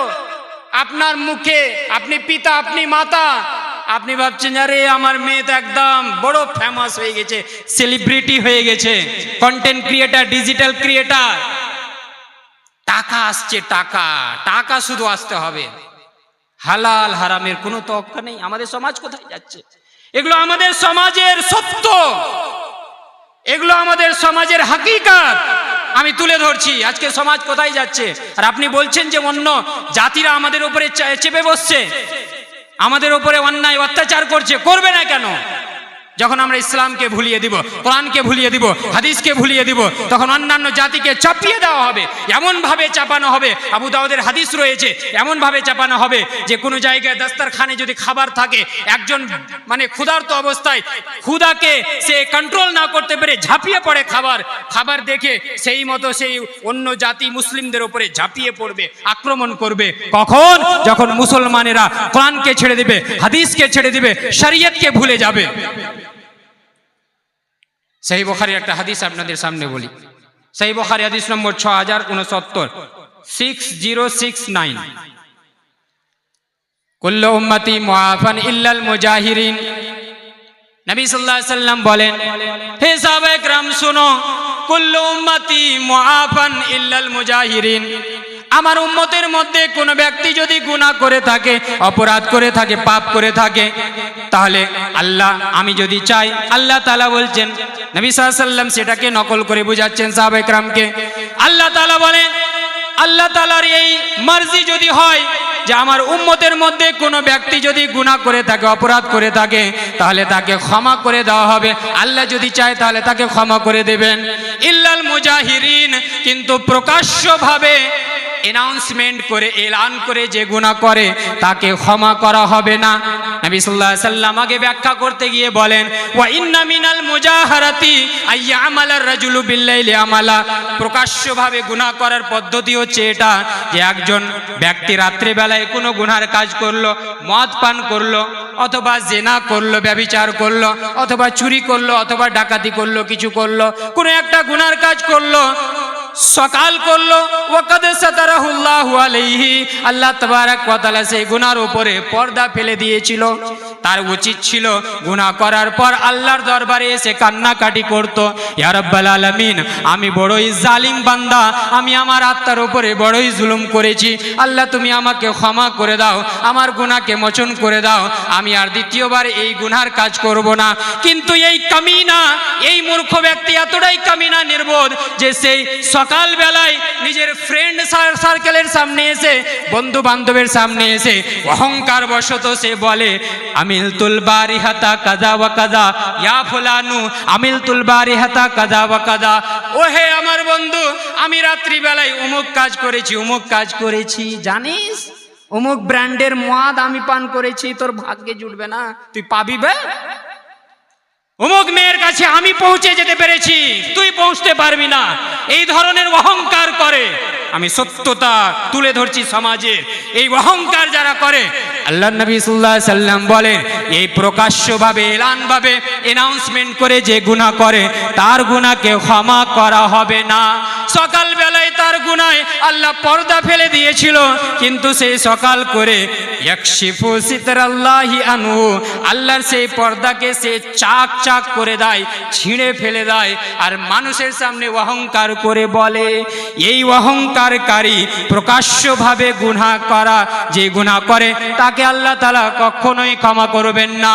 এবার আপনি ভাবুন, আপনার স্ত্রী কন্টেন্ট ক্রিয়েটার, আপনার স্ত্রী ডিজিটাল ক্রিয়েটার, সেই গানের উপরে লিপসিং করে সে ভিডিও ছাড়ে, আপনার মেয়ে গানের উপরে ডান্স করে ভিডিও ছাড়ে, আপনার ছেলে সেই গানের উপরে ডান্স করে অশ্লীল ভিডিও ছাড়ে, আপনার ছোট ভাই, আপনার ছোট বোন এই সব কাজ করে, আপনি কোনোদিন নিষেধ করলেন না, আপনি কোনোদিন তাকে বাধা দান করলেন না। আপনি কি ভাবছেন শুধু সেই গুনাহগার, সেই মুজরিম, সেই অপরাধী আপনাকে জিজ্ঞাসা করা হবে না? আপনাকেও জিজ্ঞাসা করা হবে। আলা কুল্লুকুম রাইন ওয়া কুল্লুকুম মাসউলুন আন রাইয়াতি, তোমাদের প্রত্যেককেই দায়িত্বশীল এবং প্রত্যেক ব্যক্তিকে তার দায়িত্ব সম্পর্কে জিজ্ঞাসিত হতে হবে, ছাড়া হবে না। সবাইকে জিজ্ঞেস করা হবে, যার যতটা দায়িত্ব, যার যতটা ভূমিকা, রোল সমাজে, পরিবেশে, পরিবারে রয়েছে, তাকে জিজ্ঞাসিত হতে হবে। ব্রাদারান ইসলাম, তাই আমাদের উচিত হবে যে আমরা এই সমস্ত কাজ থেকে যেন বাঁচি। আমার সময় ঘনিয়ে আসছে, আমি একটা হাদিস আপনাদের সামনে বলি। এই তো বললাম প্রকাশ্যভাবে যারা গুনাহ করে, প্রকাশ্যভাবে যারা গুনাহ করে তাদের এই অপরাধ, তাদেরকে আল্লাহ তাআলা ক্ষমা করবেন না। আর আমি বলেছিলাম শেষের বেলা একটা হাদিস বলবো, নির্জনে, প্রাইভেসিতে, একাকিত্ব অবস্থায় যখন আপনি আমি থাকি, সেই অবস্থায় যদি আমরা গুনাহ করি, তাহলে সেই গুনার কি অবস্থা হবে? আজকাল বলার অপেক্ষা রাখে না এই mobile. Privacy and high speed of net, high speed of data are very dangerous. একাকিত্ব, নির্জন আর হাই ইন্টারনেট, এখন জিও, এয়ারটেল, ভোডাফোন সবাই দিচ্ছে। আগে তো 1 জিবিতে 1 মাস কাটাতে হতো, এখন 1 জিবি কি, 1 জিবিটা বন্ধই করে দিয়েছে। 1.5 জিবি, 2 জিবি, 3 জিবি, 5G রয়েছে, আনলিমিটেড ডেটা, ডেটার কোনো অভাব নেই। তো এই privacy and high speed of data are very dangerous, খুবই ভয়ঙ্কর। এই একাকিত্ব অবস্থায় আমরা যখন অশ্লীল ভিডিওতে পড়ে থাকি, যেই রাত্রি বেলায় আল্লাহ তাবারাক ওয়া তাআলা রাত্রের শেষ লগ্নে এই পৃথিবীর আকাশে নেমে আসেন, আল্লাহ রাব্বুল আলামিন নেমে এসে বলেন, আমার কোন বান্দা রয়েছে, গুনাহগার বান্দা রয়েছে, আমার কাছে তওবা করবে, আমি তার তওবাকে কবুল করে নেব, আমি তার গুনাহকে মাফ করে দেব। কোন এমন বান্দা রয়েছে নিজের প্রয়োজনীয় কথা আমার সামনে তুলে ধরবে, আমি তার প্রয়োজনকে মিটাবো, আমি তার সমস্ত রকমের দুঃখ কষ্টকে মিটিয়ে দেব। সেই আল্লাহ রাব্বুল আলামিন যখন সেই পৃথিবীর আকাশে নেমে যান এবং আমাদেরকে আহ্বান করেন, ডাক দেন, সেই অবস্থায় যদি আমি আপনি সেই ভিডিওতে, অশ্লীল ভিডিওতে, মোবাইলে যদি মত্ত থাকি, তাহলে আমাদের কি অবস্থা হবে? সম্মানীয় উপস্থিতি, আমাদের কি অবস্থা হবে? যুবক এবং যুবতী, আমাদের কি অবস্থা হবে? সেই নির্জনে আমরা যদি গুনাহ করি তাহলে আমাদের কি অবস্থা হবে? একটা হাদিস আমি আপনাদের সামনে বলি, সুনান ইবনে মাজার হাদিস, সাওবান রাদিয়াল্লাহু তাআলা আনহু থেকে বর্ণিত। তিনি বলেন যে নবী সাল্লাল্লাহু আলাইহি সাল্লাম বলেন, লা আলামান্না আকওয়ামান মিন উম্মতি ইয়াতুনা ইয়াউমাল কিয়ামাতি বিহাসানাতি আমসালি জিবালি তিহামাতা বিদা ফায়াজআলুল্লাহু আযজা ওয়া জাল্লা হাবাআম মানসুরা। নবী সাল্লাল্লাহু আলাইহি সাল্লাম বললেন, হে সাহাবায়ে কেরাম শোনো, আমি ওই সমস্ত আমার উম্মতের মধ্যে সমস্ত ব্যক্তিদেরকে ভালো করে জানি, ইয়াতুনা ইয়াউমাল কিয়ামাতি, যারা কিয়ামত দিবসে আসবে। কিভাবে আসবে? ইয়াতুনা ইয়াউমাল কিয়ামাতি বিহাসানাতিন আমসালি জিবালি তিহামাতা বিদা। কিয়ামত দিবসে আমার উম্মতের মধ্যে যারা এমন ভাবে নেকি নিয়ে আসবে, পাহাড়ের সমপরিমাণ নেকি নিয়ে উপস্থিত হবে। তিহামা পাহাড়, একটি নির্দিষ্ট পাহাড় উদাহরণ দিতে গিয়ে নবী সাল্লাল্লাহু আলাইহি সাল্লাম বললেন, তিহামা নামক একটি পাহাড় রয়েছে, সেই তিহামা নামক পাহাড়ের সমান নেকি নিয়ে আমার উম্মতের এক ব্যক্তি আল্লাহর দরবারে হাসরের ময়দানে উপস্থিত হবে। কিন্তু আল্লাহ তাবারাক ওয়া তাআলা সেই পাহাড়ের সমপরিমাণ নেকিকে ফায়াজআলুল্লাহু আযজা ওয়া জাল্লা হাবাআম মানসুরা, এই সমস্ত নেকিকে আল্লাহ তাবারাক ওয়া তাআলা উড়ন্ত ধূলিকণায় পরিণত করে দেবেন। পাহাড়ের সমপরিমাণ নেকি তাকে জান্নাতে নিয়ে যেতে পারবে না, পাহাড়ের সমপরিমাণ নেকি তাকে জাহান্নাম থেকে বাধা দিতে পারবে না, তার কোনোই কাজে আসবে না।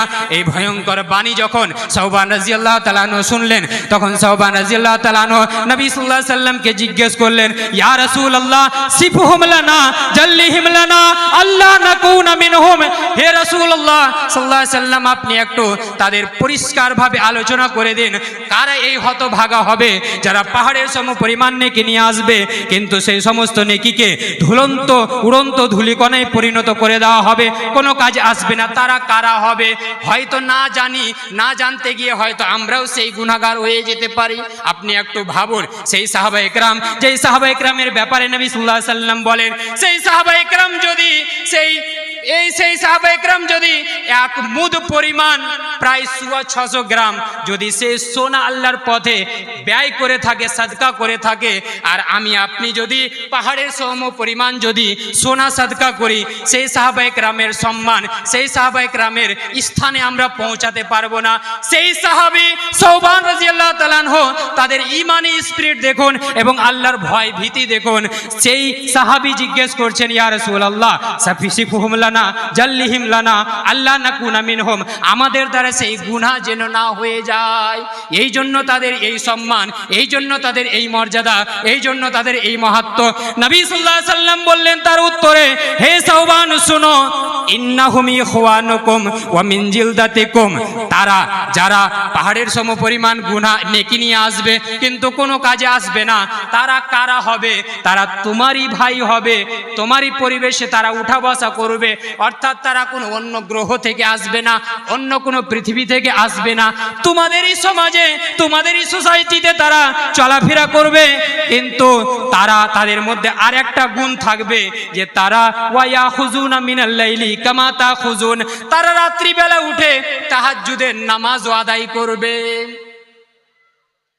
আপনি ভাবছেন হাদিসটার উপরে আপনারা ধ্যান দিয়েছেন?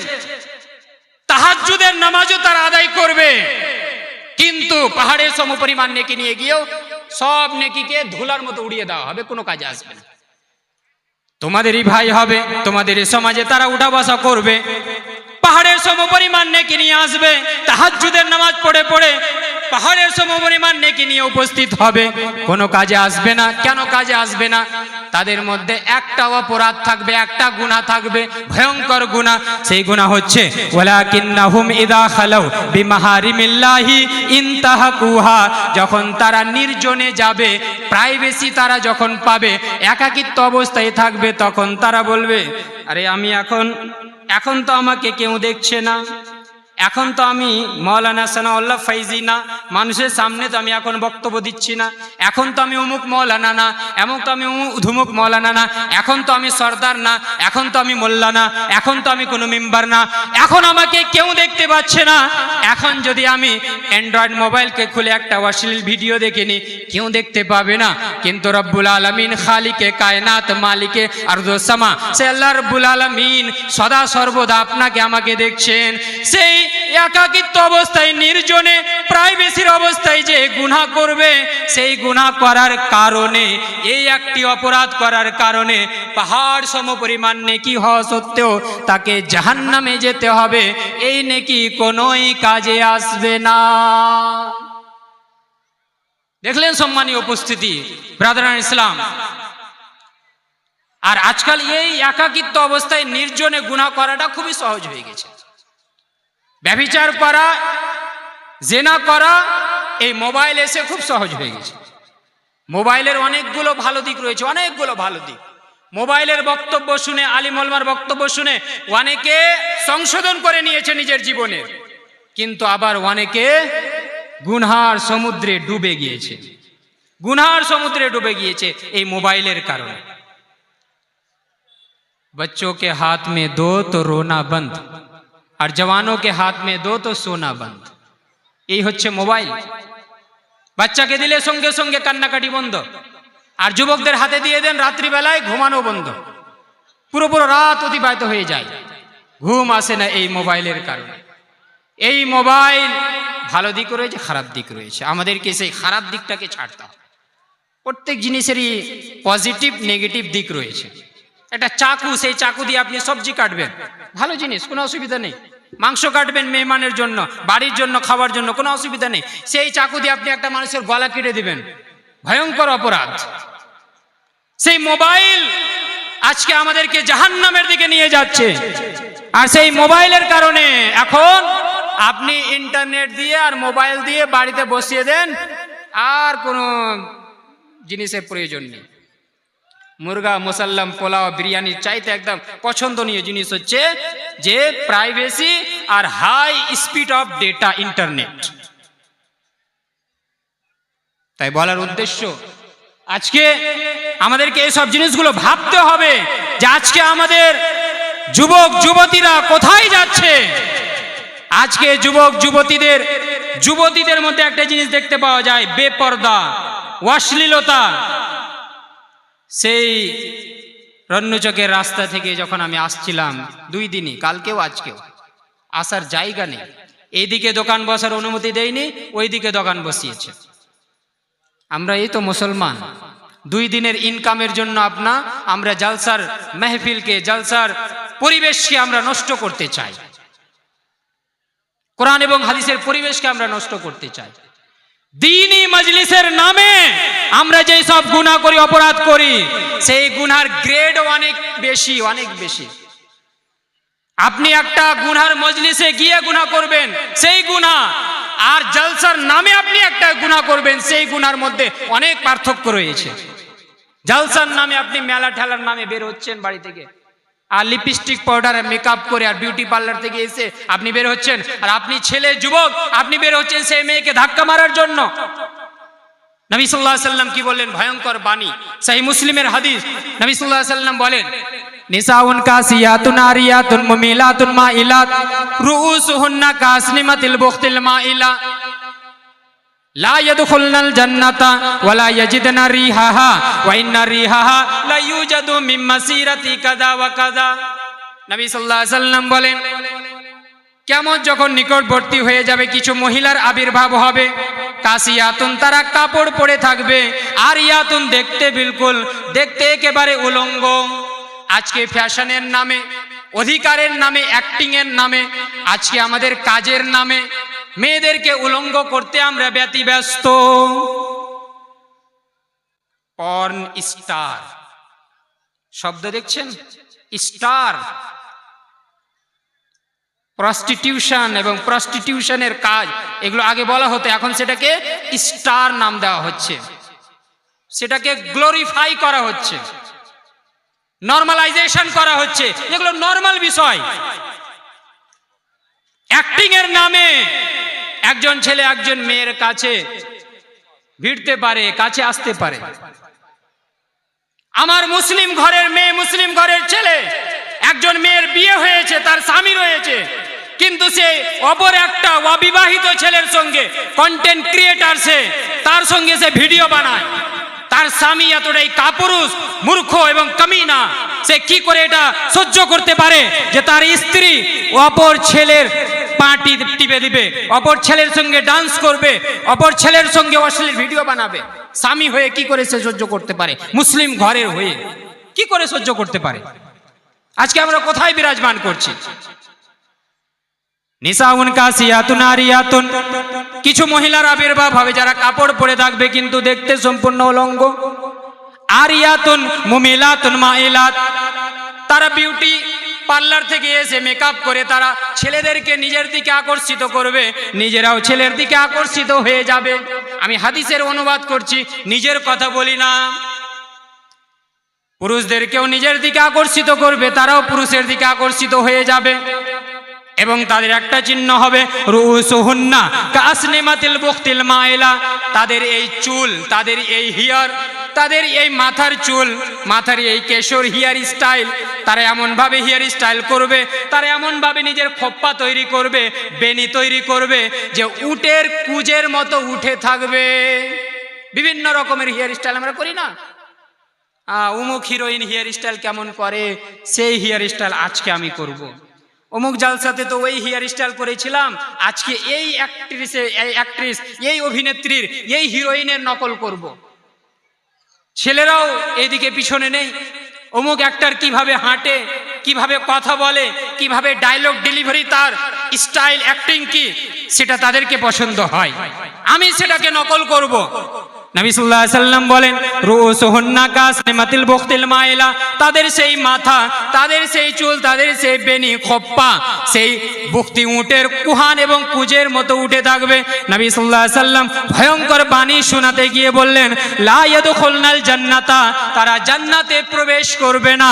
জান্নাতে প্রবেশ করা তো দূরের কথা, ওয়ালা ইয়াজিদনা রিহাহা, তারা জান্নাতের খুশবু, জান্নাতের সেন্ট পর্যন্ত পাবে না। ওয়া ইন্না রিহাহা লা ইউজাদু মিন মাসিরাতি কাদা ওয়া কাদা, অথচ জান্নাতের সেন্ট, জান্নাতের খুশবু অনেক দূরত্ব এলাকা থেকে পাওয়া যায়, দূরবর্তী এলাকা থেকে পাওয়া যায়।